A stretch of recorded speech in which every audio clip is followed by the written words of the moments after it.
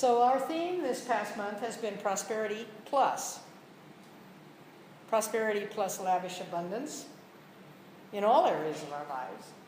And prosperity plus money, a spiritual idea for the exchange of goods and skills. So today, in the concluding talk on this series, I want to talk about gratitude. In our Foundations class last Friday night, Foundations of the Philosophy of the Science of Mind, we had an extensive discussion about the similarities and the differences of gratitude and acceptance.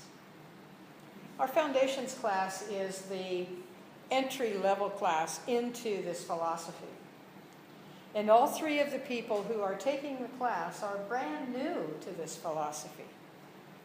So one of the things that we realize right away when we begin to think in these positive terms, that there are some terms in our subconscious that we've been conditioned to believe, or at least to speak out, to parrot, without much thought of what they really mean.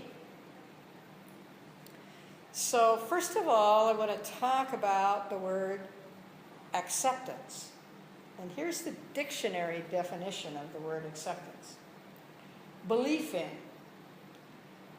approving reception of, assent, to retain, to adopt, acceptance. In Ernest Holmes' book, The Magic of the Mind, he talks about the steps in affirmative prayer in spiritual mind treatment. And he particularly clarifies that the fourth step in treatment, after recognition, God is all there is, unification, I am one with God, and then realization, my statement of my intention, the fourth step is acceptance. So let me share his words with you. The fourth step in a spiritual mind treatment is our complete and wholehearted acceptance of it as being accomplished. The result of the treatment depends entirely upon the fact that it can become part of our existence and our experience, but only as we believe it will. We can pray and pray, specifically declare the good we desire time and time again, but until we are able to accept that good as being our own, it will forever be a nebulous dream. When we accept the answer to our prayers, we also have to accept it as being ours right now, not in some future time. He goes on to say, a spiritual mind treatment, affirmative prayer, may require a period of time before becoming a tangible reality. But that process starts when the treatment has been established as a spiritual reality. We cannot have what we will not take. That's huge. We cannot have what we will not take. Neither can we experience the results of treatment unless we're willing to completely and immediately accept the answer, even though it has not yet become visible in our experience. In our acceptance, we affirm the conclusions we have logically and emotionally arrived at. Logically and emotionally. Head, heart. When he says, even though it has not yet become visible in our experience, what he's talking about is that it already exists in the mind of God because you have already expressed it. It's already out there in what Holmes used to call the ethers, which we now know are the radio frequencies of the universe that go on to infinity. We have scientific proof of that now. He knew it long before there was scientific proof. He knew it. But the idea is that it's already in mind. The next step is to bring it into my own tangible reality. So now let's address for a moment the function and importance of gratitude. Most of us have been trained, conditioned to believe that gratitude is a necessary requirement in order for our wishes, our dreams, our intentions to be viewed as supportable and acted upon by God, our source of being. Here's the dictionary definition of gratitude: a feeling of thankful appreciation of benefits received. Isn't that interesting? In fact, one of our first-year students described it this way the other night. She said, when I give you something, what do you say? You say, thank you. When you take it from me, I hand it to you, what do? You accept it. The difference is that visible transfer of acceptance. So when I put my word out into the universe for the support of the universe in something unfolding, my acceptance of it is my recognition of it is mine to have, to use, and to be grateful for. So there's a difference there between the two. So gratitude is a necessity, but not by divine intelligence in universal law. God creates and imbues its creation with everything necessary to bring abundance, love, peace, health, and joy into its existence. Divine Spirit doesn't need any praise. It doesn't need any perks. It doesn't need expressed subservience in order to continue doing that. It can't stop doing that. That's what it is. It is a creative energy that is ceaselessly creating. So the necessity for gratitude lies within us. We are the creative result. The necessity for gratitude is within us. So gratitude is actually me aligning with the action that's already expressed. The expression of thank you for having received. And my having stepped into that active flow. You see, I am not a benign observer. I am active on my own behalf. My first job is to be clear about what it is I intend to bring about. I intend to release anger. I intend to be quiet from within. And then my actions follow those intentions. My words, my thoughts, what I read, what I look at, who I listen to, all of that comes into parallel with that intention.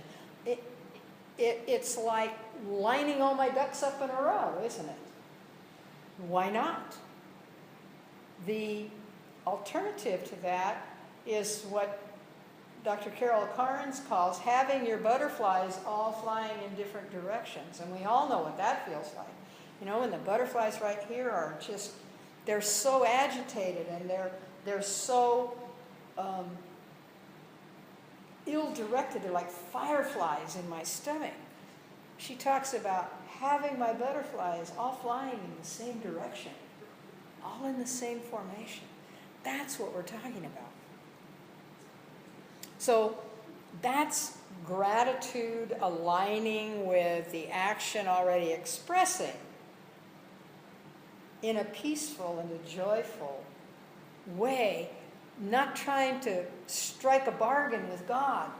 God, if you will please grant this to me this one time, I promise you I will never again do ... Or I will always do ... And you know when you're saying the words, it's not true. So what do you send out with that? It's not true. You see? So how powerful our thoughts are. whether positive or negative. Given the option, I would choose positive. What do you think? So each day, personally, I have a litany of things that I'm grateful for as they flow through my thoughts, my actions, my field of vision. It's valuable, I think, if not imperative, to do this on a regular basis. It's akin to staying prayed up, if you've ever heard that saying, staying prayed up, in an atmosphere that supports my intentions about the new things that are in the works, those things that I am accepting into my life. So we're reminded always to work with positive self-expectancy, with a conviction, in a state of conscious recognition and receptivity. I know it's unfolding by means of me, and I'm accepting that, which means I am consciously and thoughtfully, mindfully, if you will, looking at it. Even though it hasn't necessarily come into focus, I'm ready for that to begin unfolding by means of me. It's not necessary to drive or push, but we must accept and believe. And for some of us, that's a shifting of gears, isn't it? We're used to being more than just proactive in our own behalf. We're used to this. If you come from where I came from, you keep your elbows sharp at all times because it's drive and push.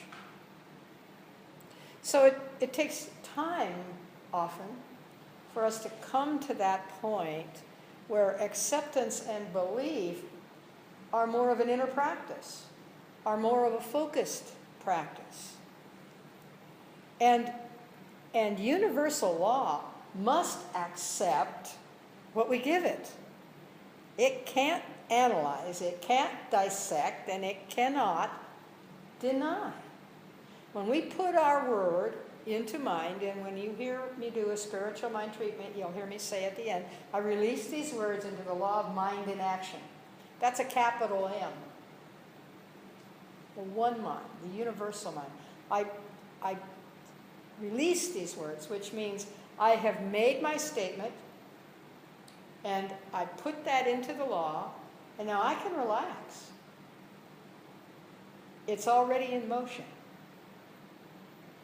Which means, when I say, and so it is, which is one of the interpretations of the word amen, and so it is, that means I don't go back and tinker with it. I said, I should have said do rather than will. I wish I hadn't said need. I know that sense. See, as soon as I start to tinker with it, that's going out there into the universe as well. So it's really important to stay prayed up from the standpoint of putting my attention on the positive self-expectancy. That's why times like this are so valuable to us. The work that we do on Wednesday night in our midweek gathering, so valuable to us. It's like, I call it the midweek fix. When I first got into metaphysics, I needed a midweek fix because from Sunday to Sunday, I was kind of beginning to vacillate a little bit on some things. And then there was a Wednesday night service, and it was such a lift. And what we're doing now up at Tutu's house on Thursdays, with these same kind of things in an atmosphere of bringing health as a major consideration in our physical, our mental, our emotional, and our spiritual lives, integrating all four of those. And we're drawing a little different audience at Tutu's house. But like-minded people. They don't have to drive all the way to Waikoloa on Sunday to get it on Thursday afternoons. So the more of this we do, the listening to CDs or downloads, the watching of inspirational programs on TV, on Netflix, any of these is such a valuable lift and encouragement to us. So we can prove this by looking away from the conditions which now exist when we're working on eliminating something or changing it. Those conditions that now exist in order to accept better ones. Catherine Ponder says you have to create a void by letting go of the old in order to make room for the new. And so even though it's a little uncomfortable sometimes between letting go of the old and the new actually manifesting, it's sort of like feeling I'm in a void, because you are. But recognizing that's exactly what it is. It's an opportunity to make room for the new. So we're doing this not only intellectually. See, it's easy to do it intellectually. That's a part of the acceptance. But that's the easy side. I understand this. I get this in my head. But our acceptance must also be a subjective embodiment of the mental picture that we have envisioned. Remember, in the science of mind philosophy, the word subjective refers to below the level of consciousness, or our inner self, our subconscious. In modern language, we would say it this way: I get it in my bones, in my cells. I get it throughout my being. You see, my physical being is the effect of thought, of mind. So what's unfolding in my physical being, whether it's those butterflies going in all directions, or it's a pain in my big toe, these are the results of my thinking. Now, I don't consciously think, I'm going to have a pain in my big toe next week. Although, have you ever heard somebody say, oh my gosh, there's this really bad cold going around. My throat's a little scratchy.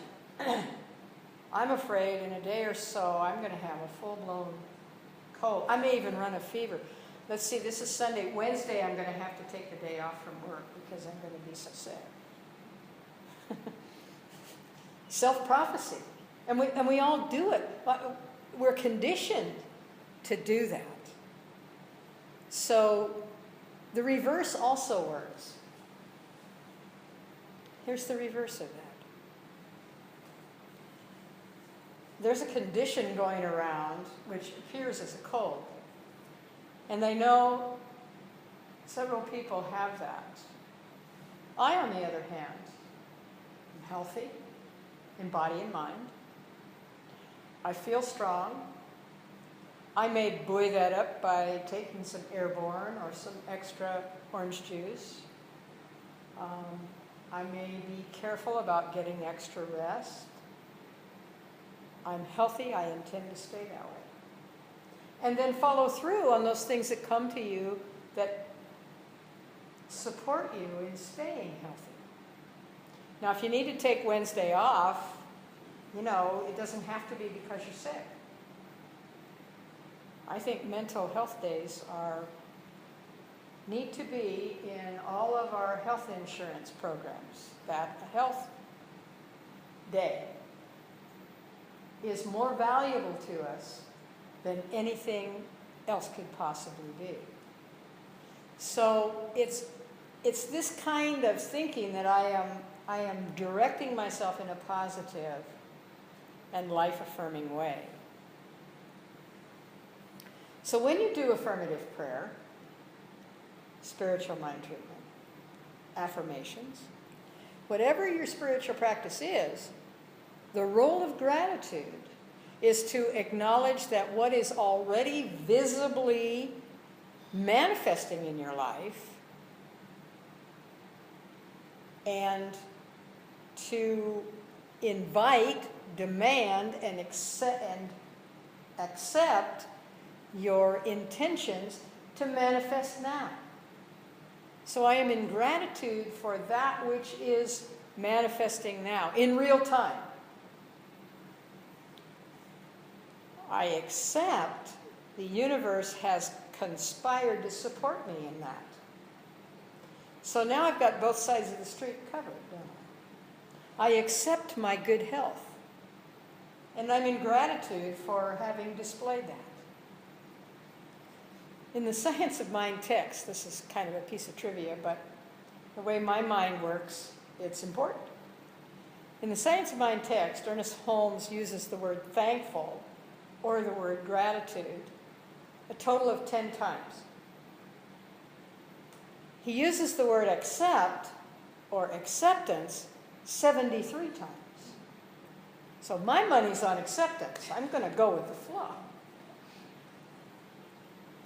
In Mark Victor Hansen's book, Cash in a Flash, which I talked about last week and the week before, he talks about what he calls our inner winner. And we may recognize, when he describes it, we may recognize that as our intuition.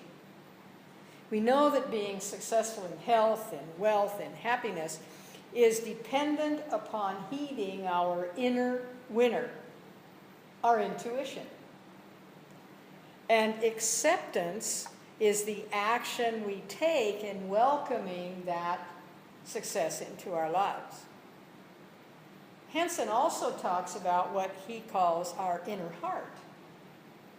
His designation of the inner heart is what we refer to as gratitude, the acknowledgement of the arrival of my intentions and its ongoing presence.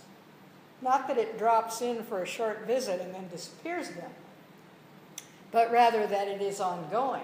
And I am in gratitude about that every day.